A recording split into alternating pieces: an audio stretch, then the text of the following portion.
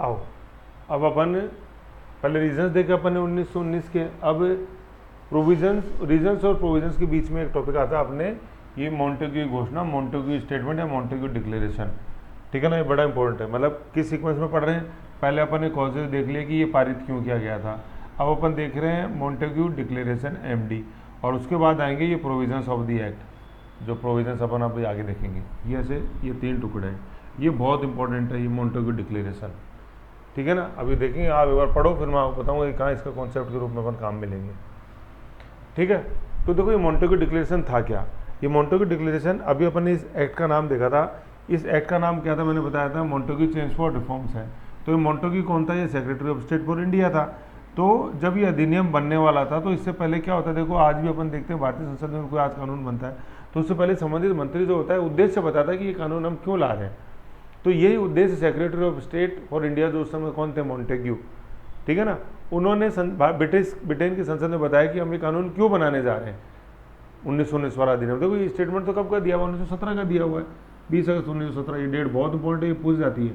ये 15 अगस्त नहीं है, ये 20 अगस्त है, ठीक है, और ये 47 नहीं है, ये 17 है। तो आप देखो, अब मैंने क्यों बोला 47 जान पूछ के कि 15 अगस्त 1947 तो आपको याद रहती है ना, तो ये 20 अगस्त 1917 है। तो 20 से 5 दिन पहले की बात है, महीना सेम है 8-8, और वो 47 और 25 30 साल पहले की बात है, ऐसे ध्यान रखना आप लोग, ठीक है ना। यूँ पूछते हैं ये डेट, अगस्त घोषणा ये वही है, ठीक है। अभी अगस्त प्रपोजल अलग आएंगे, बाकी इसका मेन अपन जो देखते हैं वो मॉन्टेग्यू डिक्लेरेशन है अगस्त महीने से, ठीक, यूँ ध्यान रखना है। था कौन ही अपन ने जैसे देख लिया, और मकसद क्या था, क्यों लाए, क्योंकि एक्ट बनना है। अब 2 साल बाद देखो एक्ट बनेगा, मतलब पारित होएगा एक्ट संसद से 1919 में। तो ये मकसद बता रहा था कि क्यों ला रहे हैं विधेयक, शुरू में बताते हैं ये वही है। तो मॉन्टेग्यू नए भारत सचिव ने 20 अगस्त 1917, ये 20 अगस्त 1917 ब्रिटेन की कॉमन सभा है ना, वहाँ 2 होते हैं, House of Lords, House of Common, जैसे अपने राज्यसभा लोकसभा है, तो जैसे अपने लोकसभा वैसे हाउस ऑफ कॉमन्स है, से अंग्रेजी सरकार के उद्देश्यों पर एक महत्वपूर्ण घोषणा करी, है ना। मतलब ब्रिटेन की कॉमन सभा में, है ना, से मतलब ये बोल दो वो सदन से बोला, या मैं बोल दो, बात ये कि मैं लिख दो चाहे से, मैं अंग्रेजी सरकार के उद्देश्यों पर एक महत्वपूर्ण घोषणा की। उन्होंने कहा कि महामहिम सम्राट की सरकार की नीति, है ना, मतलब क्राउन की रिप्रेजेंट करती है वो सरकार एक तरह से, तो महामहिम क्राउन की जो सरकार है उसकी नीति क्या है भारत के प्रति, वो हम आपको बताना चाह रहे हैं, और उस नीति के अकॉर्डिंग हम आगे एक्ट बना रहे हैं। तो उस नीति के देखो ये 4 बिंदु हैं, मतलब 1 2 3 4, ये माइक्रो के रूप में याद रखो, इन्हीं का माइक्रो है ये यहाँ। सबसे पहले लिखा हुआ है संपर्क, 2 तो सहसे आएंगे, संपर्क और स्वशासी संस्थाएं, और एक वो और है, ये आएंगे ऐसे। तो संपर्क की भारतीयों से जो संपर्क है ये, उसमें हम क्रमिक विकास करेंगे, संपर्क को बढ़ावा देंगे। संपर्क कैसे, राजनीति में उनको रिप्रेजेंटेशन देंगे और सिविल सेवाओं में उनको रिप्रेजेंटेशन देंगे, संपर्क को बढ़ावा। स्वशासी संस्थाओं का क्रमिक विकास होगा, ग्रेजुअल ऑटोनॉमिक ग्रेजुअल डेवलपमेंट करेंगे हम स्वशासी संस्थाओं का। ये कौन सी थी, मैंने आपको पहले बताई थी, विश्वविद्यालय, यूनिवर्सिटीज, नगर निगम, नगर पालिका विकास बोर्ड, उनका क्रमिक विकास। उत्तरदायी सरकार की ओर हम धीरे धीरे बढ़ेंगे, ग्रेजुअल डेवलपमेंट। चैप्टर क्या है, उत्तरदायी सरकार, road to responsible government, part 1। ये तो उत्तरदायी सरकार धीरे धीरे देंगे, पहले प्रांतों में देंगे, फिर केंद्र में देंगे, ऐसे। और भारत हमेशा ब्रिटिश साम्राज्य का अभिन्न अंग बना रहेगा, ये अंग, ठीक है ना। ये लिखा हुआ है, भारतीय प्रशासन के प्रत्येक विभाग में भारतीयों से संपर्क उत्तरोत्तर बढ़े, ग्रेजुअल। आज जैसे मान लो कोई 3 डिग्री है तो वो 4 5 6, ये ग्रेजुअल। ऐसे नहीं कि 3 से सीधा 12 कर देंगे, ग्रेजुअल। स्वशासी संस्थाओं, विश्वविद्यालय, नगर निगम, नगर पालिका, जिला बोर्डों का धीरे धीरे विकास, वो एक ग्रेजुअल, उत्तरोत्तर। उत्तरदायी शासन प्रणाली भारत में स्थापित हो, स्थापित क्यों कहा कि थोड़ा सा यूँ लिखो है ना, यूँ, ये उत्तरोत्तर विकास, ये उत्तरोत्तर वृद्धि, उत्तरोत्तर वर्ड लगाना है सब में, मतलब ग्रेजुअल। 3 4 5 6 7 8 9 10 11 12, ये ग्रेजुअल है, उत्तरोत्तर, ना कि एकाएक वो 3 से 12, एकाएक नहीं देंगे, ग्रेजुअल देंगे। यह अंग्रेजी साम्राज्य के अभिन्न रूप में आगे बढ़े, यह मतलब भारत के अंदर जो ब्रिटिश प्रशासन है वह है ना, तो भारत ब्रिटिश साम्राज्य के अभिन्न अंग के रूप में आगे बढ़े। पढ़ा था अपन ने, ऐसी व्यवस्था करो 10 साल और आगे बढ़े, अभी कारण पढ़े थे जब उसमें। तो ये 4 चीज़ें हैं तो अपन को ध्यान में रखनी है ना। अभी मैं बताऊंगा क्यों इंपॉर्टेंट, लेकिन 4 कौन कौन सी है। सबसे पहले सहसे संपर्क, सहसे स्वशासी संस्थाएं, तीसरा उत्तरदायी शासन, और चौथा अपने अभिन्न अंग। ये घोषणा इस भावना से प्रेरित थी कि स्वतंत्रता ही मनुष्य को स्वतंत्रता की उपयुक्त बनाती है। आप उसको फ्री करोगे तभी तो वो धीरे धीरे सीखेगा कि यार इस स्वतंत्रता का मेरे को यूज़ कैसे लेना है। तो ये स्टेटमेंट किस दिशा में है, ये जो बिंदु संख्या 2 और 3 है ना, स्वशासी संस्थाओं का क्रमिक विकास। पहले धीरे धीरे स्वतंत्रता दो, जिससे कि उनको उनकी आदत पड़ जाए और धीरे धीरे वो सीखे कि स्वतंत्र कैसे रहता है। आपको स्वतंत्रता दी कि रोड पे आप गाड़ी चलाओ, लेकिन पहले धीरे धीरे छोटी रोड पर उनको चलाना सिखाओ, जिससे कि फिर वो हाईवे पर चला सकें, जिससे कि उनको आदत बन जाए। तो छोटी रोड पे आपने उसको चलाने की स्वतंत्रता दी, तो उसको बड़ी रोड पे गाड़ी चलाने की वो उपयुक्त बना, उसमें वो टैलेंट आया। ये चीज़ है। इस घोषणा में पहली बार उत्तरदायी शासन शब्द का प्रयोग किया गया, बहुत इंपॉर्टेंट है। रोड टू रेस्पॉन्सिबल गवर्नमेंट, उत्तरदायी सरकार की ओर कदम ये हुआ। ये दिख रहा है उत्तरदायी शासन, लेकिन कैसे आएगा? ग्रेजुअल, ये उत्तरोत्तर स्थापित किया जाएगा। स्थापित को आर्टिकल प्रयोग करना है, उत्तरोत्तर स्थापित, ग्रेजुअल एस्टेब्लिशमेंट या development of responsible government in India. Gradual बहुत इंपॉर्टेंट है वर्ड, उत्तरोत्तर, क्रमिक, क्रमशः, कुछ ही लिख दो उसको। ये हो गया। फिर अपन क्या देखते हैं, अब ये थोड़ा सा फ्लो आप इसके अंदर देखो। फ्लो क्या है कि पहले संसद में बोल दिया, फिर संसद ने बोला चलो ठीक है, हम एक समिति बनाते हैं, तुम्हारे इन प्रस्तावों की एक बार ग्राउंड रियलिटी देखते हैं भारत में जाके कि तुम कह रहे हो वो सही है क्या, क्या ऐसी जरूरत है क्या करने की। तो एक समिति बन गई। क्या नवंबर 1917 में भारत सचिव मोंटेग्यू स्वयं भारत आए और उन्होंने लॉर्ड चेम्सफोर्ड को अपने साथ लेकर भारत के सभी गुटों के नेताओं से बातचीत करी। ग्राउंड रियलिटी जानते हैं, भारत आए मोंटेग्यू और चेम्सफोर्ड, इसलिए अपन बोलते हैं मोंटेग्यू चेम्सफोर्ड रिफॉर्म्स, बोला बीएमसी। एक समिति जिसमें सर विलियम ड्यूक, ये बहुत इंपॉर्टेंट नाम है, सर विलियम ड्यूक, अंग्रेजी संसद के सदस्य चार्ल्स रॉबर्ट, जिन्होंने संसद में प्रश्न पूछा था जिसके उत्तर में अगस्त घोषणा की गई थी, वह भूपेंद्र नाथ बसु सम्मिलित गठित की गई। क्यों? क्योंकि ये समिति ये डिसाइड करेगी क्या वाकई में अब जरूरी है क्या रिफॉर्म्स, अगर नो वाले को और अपन आगे कंटिन्यू रखे तो काम चल सकता है क्या, ये इसलिए। चेम्सफोर्ड खुद आए, मतलब मोंटेग्यू आए, फिर चेम्सफोर्ड गवर्नर जनरल साथ लिया, और 2 ब्रिटिश सर और कौन, सबसे पहले अपन ने देखा ये विलियम ड्यूक याद रख लो, डी, और इधर चार्ल्स रॉबर्ट, और ये डी, ड्यूक एंड रॉबर्ट्स को साथ लिया। और ये रॉबर्ट्स कौन था? जिसने संसद में प्रश्न पूछा था, वही विपक्ष का, कि भारत में जो अगस्त घोषणा की, जिसके उत्तर में अगस्त घोषणा की थी, भारत में तुम क्या कर रहे हो आगे, तुम्हारा इरादा क्या है, कि जो सेपरेट इलेक्टोरेट दिया था उसको खत्म करोगे, आगे बढ़ाओगे, जो आपने दे स्वशासी संस्थाओं को दिया वही क्या DKR दिया था, धन की मांग रख सकते हैं, कर का प्रस्ताव रख सकते हैं, ऋण का प्रस्ताव रख सकते हैं, उसको आप आगे बढ़ाओगे क्या, पूरक प्रश्न पूछने की परमिशन दी, उसको आगे बढ़ाओगे या रोकोगे, क्या है तुम्हारी मतलब नीति भारत में। यही सर रॉबर्ट्स ने ब्रिटिश संसद में प्रश्न पूछा था, उसके जवाब में फिर आया था अपने ये क्या मोंटेग्यू घोषणा, जिसमें 4 चीज़ें बोली, संपर्क बढ़ाएंगे, स्वशासी संस्थाओं को क्रमिक विकास करेंगे, क्रमिक स्वशासन देंगे, उत्तरोत्तर सरकार में क्रमिक वृद्धि, और चौथी कि भारत ब्रिटेन के अभिन्न अंग के रूप में आगे बढ़े।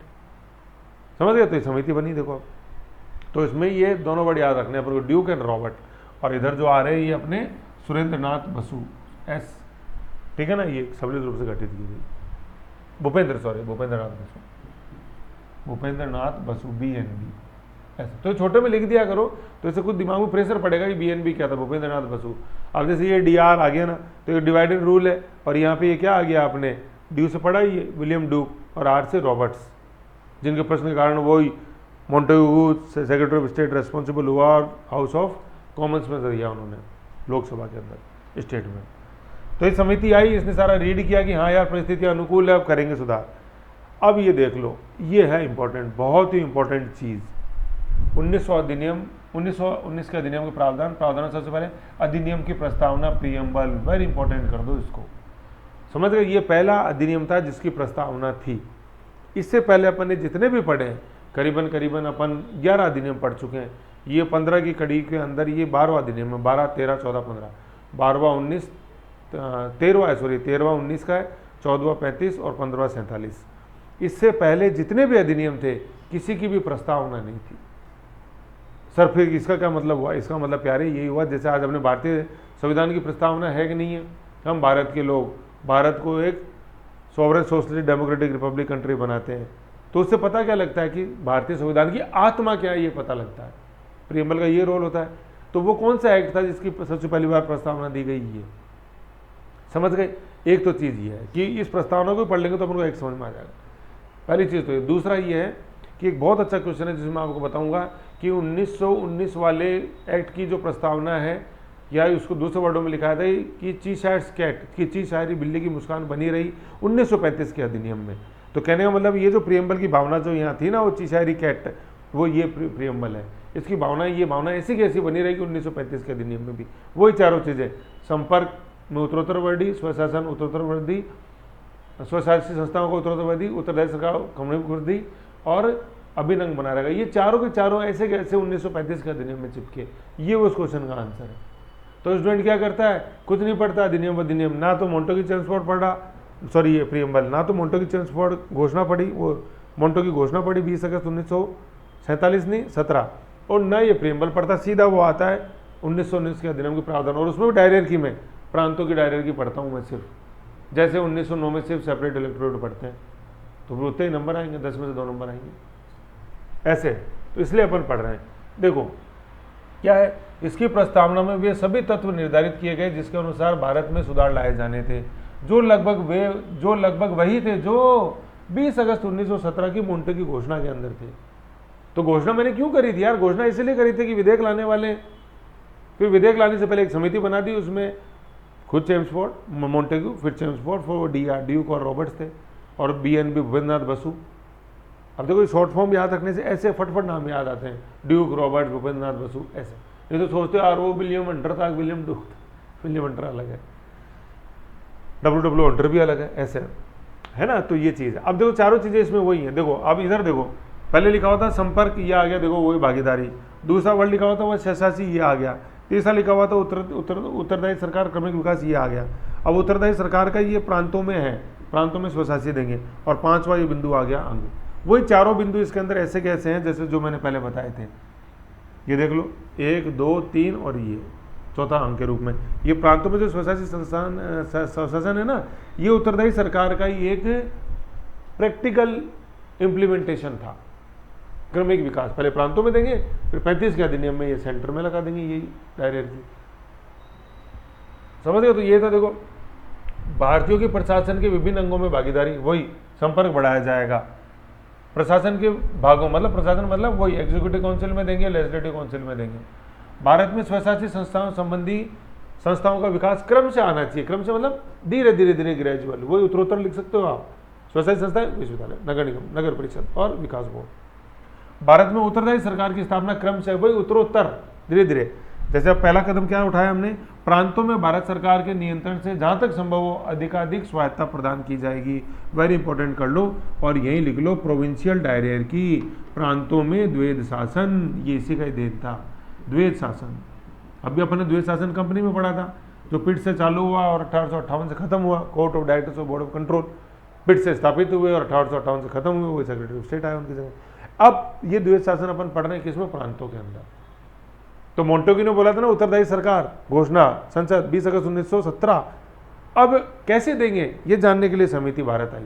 उन दो के अलावा 2 जूनियर DR और भूपेंद्रनाथ बसु। उन्होंने बोला कि पहले प्रांतों में दो, क्रमिक देना, पहले प्रांतों में दो, फिर केंद्र में देना, तो प्रांतों में दे रहा। ये है चीज, लॉजिकल फ्लो वही। और फिर अगला लास्ट वही है, भारत को अंग्रेजी साम्राज्य का अभिन्न रहना है। इस प्रस्तावना का मूल उद्देश्य था कि जो भी मोंटेग्यू घोषणा ने की थी, अब एक वैधानिक रूप दे दिया गया था। मतलब ये प्रियम्बल हिस्सा थी इस एक्ट का।